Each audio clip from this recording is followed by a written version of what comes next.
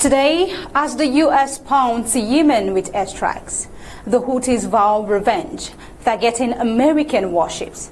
With tensions soaring in the Middle East, Washington could be neutralizing a threat or possibly pulling itself into another endless conflict. What are the stakes?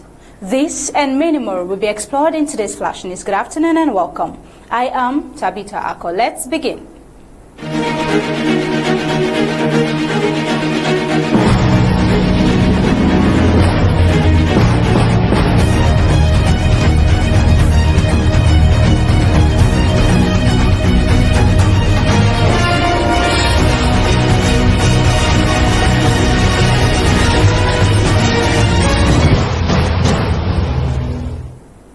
Bringing you this recent happening, the United States has launched another wave of airstrikes in Yemen, targeting Houthi-controlled areas as the conflict in the Red Sea intensifies.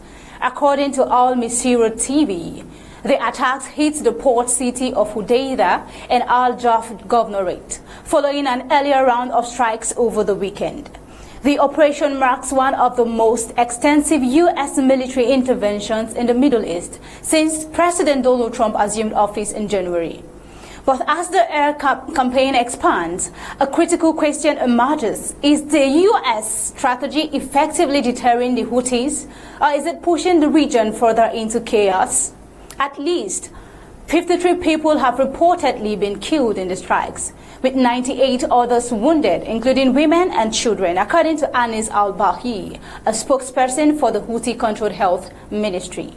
The Houthis, who have held much of Yemen for over a decade, continue to disrupt global trade by attacking commercial vehicles in the Red Sea, a critical shipping route. The U.S. has countered by intercepting missiles and drones, though officials acknowledge the campaign is rapidly depleting American air defense reserves. The strikes are not just about Yemen. The Biden administration is also increasing sanctions pressure on Iran, the Houthis' primary backer, while attempting to force Tehran back to the negotiating table over its nuclear ambitions. In response, Houthi leader Abdul Malik al-Houthi has escalated threats, vowing to target U.S. ships in the Red Sea if the attacks continue. If they continue their aggression, we will continue the escalation, he warned in a televised speech. The Houthis have labeled the U.S. operation a war crime, while Russia has called on Washington to halt its attacks. Meanwhile, the group claims without evidence that it launched a fresh assault on the USS Harry S. Truman aircraft carrier. If true, this would represent a dangerous escalation, further entangling the U.S. in a conflict with an adversary skilled in asymmetric warfare.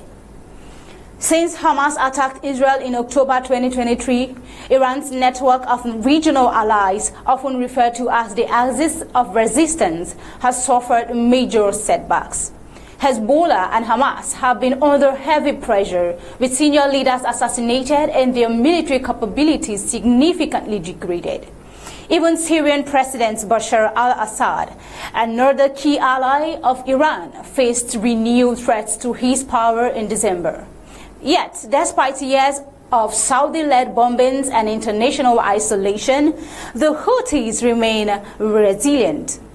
The group has defied multiple military campaigns and continues to launch attacks on Israel-linked shipping, citing solidarity with Palestinians in Gaza.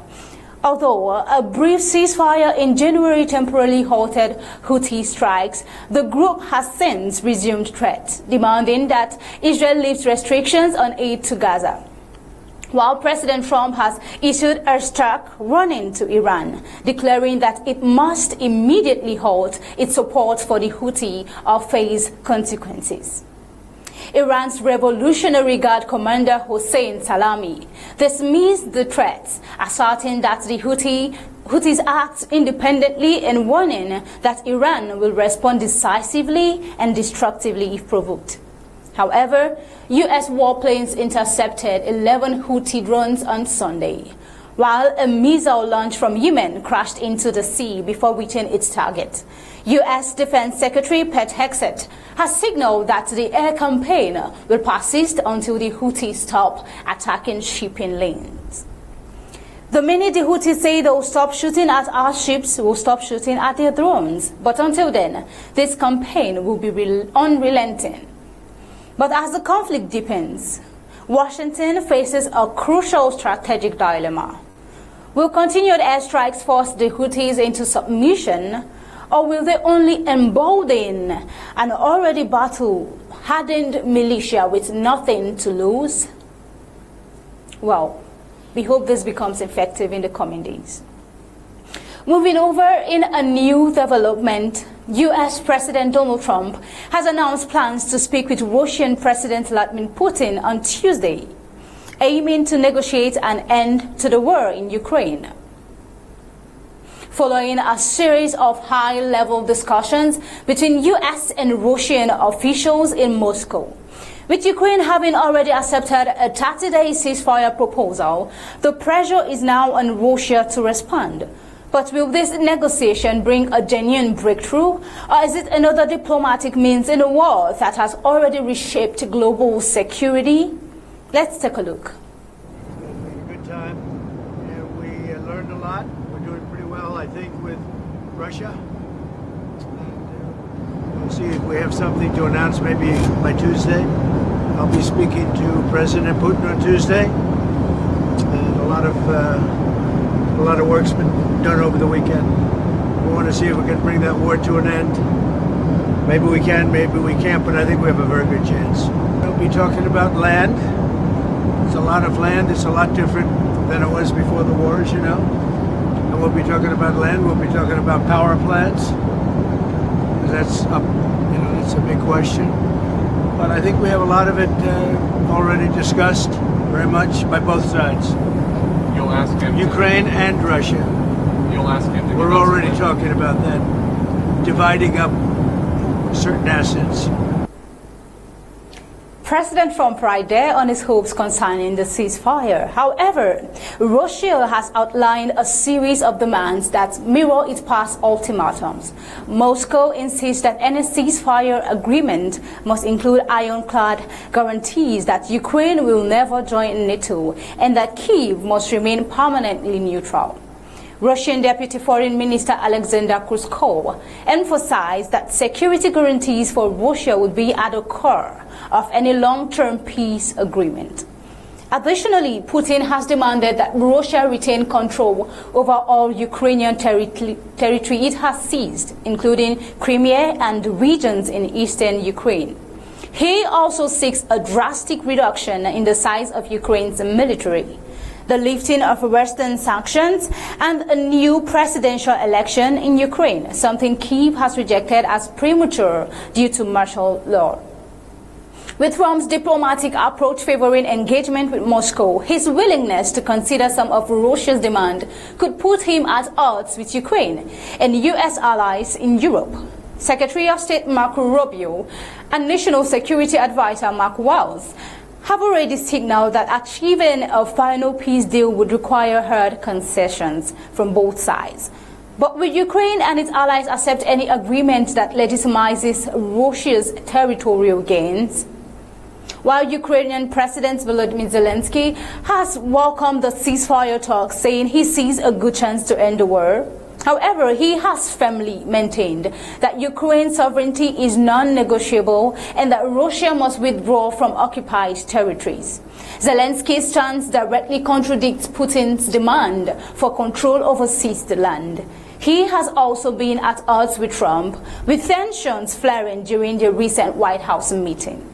Some analysts believe that Trump may be using the ceasefire talks as a way to pressure Ukraine into accepting a settlement that favors Russia. Meanwhile, European leaders are watching closely. While British Prime Minister Keir Starmer has emphasized that any ceasefire must include Ukraine in direct negotiations, both the UK and France have been proposed sending a peacekeeping force to monitor the truce, something Russia has firmly rejected. Trump's upcoming call with Putin on Tuesday will be a critical test of his approach to foreign policy as the world keeps watching. If he can secure a ceasefire, it could mark a major step toward ending the war. But if the negotiations result in concessions that weakens Ukraine's sovereignty, it could further divide NATO allies and embolden Russia. With Trump shifting U.S. policy closer to Moscow, this may be the beginning to an end, rightly bringing a shift that could change the balance of global power, especially in Russia. Just in today, in another report, a case that has shocked the Australian public, not just the Australian public, even the world. A Melbourne woman who attempted to sell human toes regurgitated by dogs has avoided jail term. Despite the judge calling her actions astonishing and repulsive, Joanna Kathleen Kinman, 48 years, was sentenced to an 18-month community corrections order, including 150 hours of community work, after pleading guilty to offensive conduct involving human remains. But does this case highlight a deeper issue in the underground trade of human body parts? Kinman, who is a former ranger at a Victorian animal shelter, came into possession of the toes in February 2024 after two dogs who had eaten part of their deceased owner vomited them up at the shelter. Instead of reporting the gruesome discovery, Kinman retrieved the toes from a bin, stored them in formaldehyde, and planned to sell them online for up to $400. She was later caught when police received a tip-off and searched her home, where they found the preserved toes alongside a collection of oddities, including an alligator claw, a bird's skull, and her children's teeth. During the court hearing, Magistrate Andrew Sim expressed disbelief at Kinman's action. While Kinman claimed curiosity led her to take the remains, prosecutors revealed she was an active member of a Facebook group called Bone Buddhists in Australia, which is known for trading animal and human specimens. Kinman's involvement in the niche online community raises troubling questions about the increasingly unregulated trade of human remains on social media. Prosecutors disclosed that she had previously sold preserved animal specimens, including a stillborn kitten and puppy. Though it remains unclear where she sourced those remains, the case has reignited concerns about the legal and ethical gray area surrounding the buying and selling of human body parts online. While Kinman avoided the 2-year prison sentence she could have faced, the case has left many questioning whether the punishment fits the crime. Should laws be tougher on individuals who trade in human remains, or was this an isolated act of poor judgment? Well, coming to the climax of this report. The toes for sale scandal is a shocking crime and a sign of a dark underground market. A woman caught trying to sell human toes and yet walked free. What then are the potency of the laws in our society? Is this an isolated case of desperation, or does it expose a deeper, more sinister trade in body parts? Well, until next time, this is where we'll be drawing the curtain on today's Flash News. Remember, we're bringing you untold stories on Undaunted at the top of the hour, 8 p.m. Until then, do have a pleasant day and stay safe.